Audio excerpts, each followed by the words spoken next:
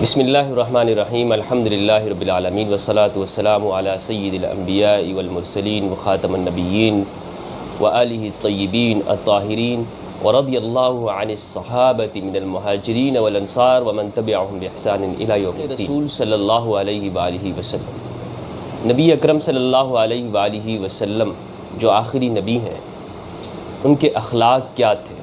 اخلاق، بیہیویئر، لوگوں کے ساتھ آپ کے معاملات، آپ زندگی کیسے گزارتے تھے، آپ کے اندر وہ کون سی خوبیاں تھیں جو قرآن مجید کے اندر بیان ہوئی اور جسے آپ کی زوجہ ام المومنین خدیجہ الکبریٰ سلام اللہ علیہا ورضی اللہ عنہا نے بیان کی۔ صحیح بخاری کی روایت ہے کہ جب نبی اکرم صلی اللہ علیہ وآلہ وسلم پر پہلی وحی نازل ہوئی کہ جب آپ غار حرا تشریف لے جاتے تھے، وہاں آپ مراقبہ کرتے تھے، وہاں آپ کائنات کے نظام کے اندر غور کرتے، اللہ تبارک و تعالیٰ کی تجلیات کے اندر اپنے فکر کرتے، سوچتے کہ یہ دنیا کیوں بنی ہوئی ہے، لوگ اس طرح سے کیوں ہیں، اور مکہ کے اس معاشرے کے اوپر آپ نگاہ ڈالتے تو آپ کو انسانیت گھٹی ہوئی نظر آتی۔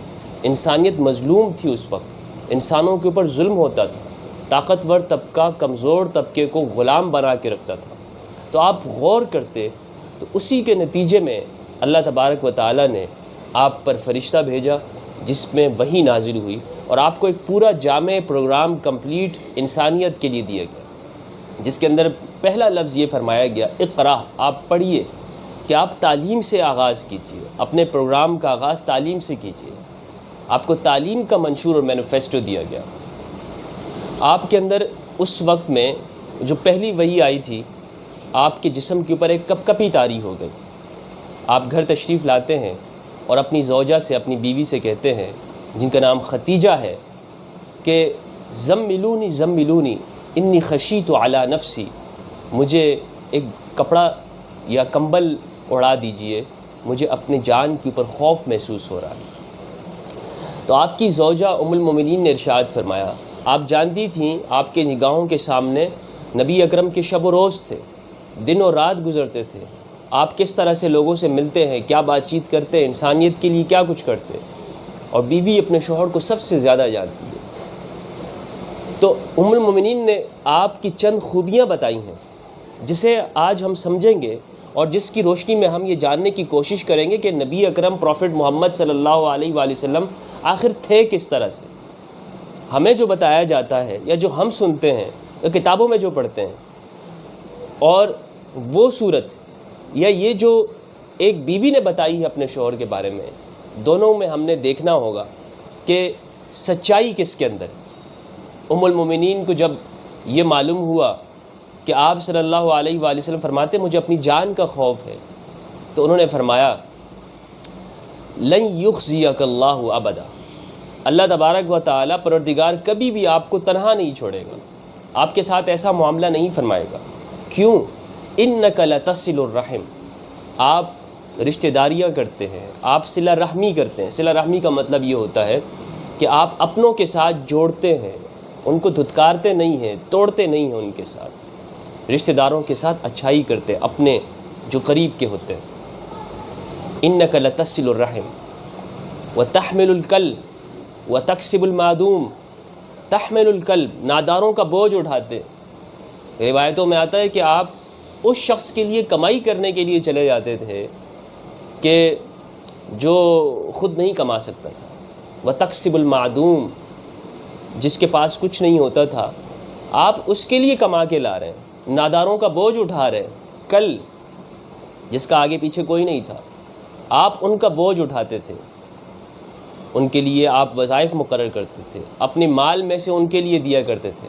وتقر الضیف، اور آپ مہمان نوازی کرتے تھے، مہمان آتے ان کے لیے آپ ان کو بہت نوازتے تھے۔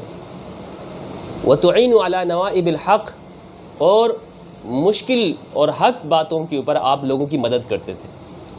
اگر وہاں پر ایک ظالم اور طاقتور طبقہ کمزوروں کو غلام بناتا تھا تو آپ اسے آزاد کر دیا کرتے تھے، اسے چھڑا دیتے تھے اور کہتے تھے یہ پیسے لو اور اس کو کچھ نہ کہو، اس کو نہ ستاؤ۔ یہ آپ کی صورت ہے، یہ آپ کے کردار ہے جو ایک بیوی نے، ام المومنین نے بیان کی ہے سامنے اپنے لفظوں کے اندر.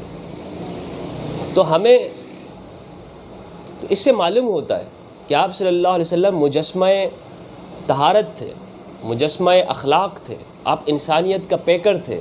آپ کی زندگی کے اندر آپ نے انسانوں کو زیادہ سے زیادہ فائدہ پہنچانے کی کوشش کی ہے، اور آپ نے اپنی زندگی سے لوگوں کو فائدہ دیا ہے. بہت سے وہ لوگ کہ جو آپ پر ایمان بھی نہیں رکھتے، نان مسلم ہیں، وہ بھی آپ کی تعریف کے اندر وہ رطب اللسان ہے اور آپ کی تعریف کرتے ہیں.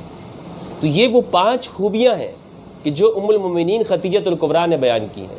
اس کے اندر انہوں نے یہ نہیں فرمایا کہ آپ زیادہ نمازیں پڑھتے ہیں، زیادہ روزے رکھتے ہیں، زیادہ حج کرتے ہیں، زیادہ آپ عبادت کرتے ہیں. نہیں، انہوں نے وہ چیزیں بتائیں کہ جو آپ کے لوگوں کے ساتھ معاملات کیا تھے.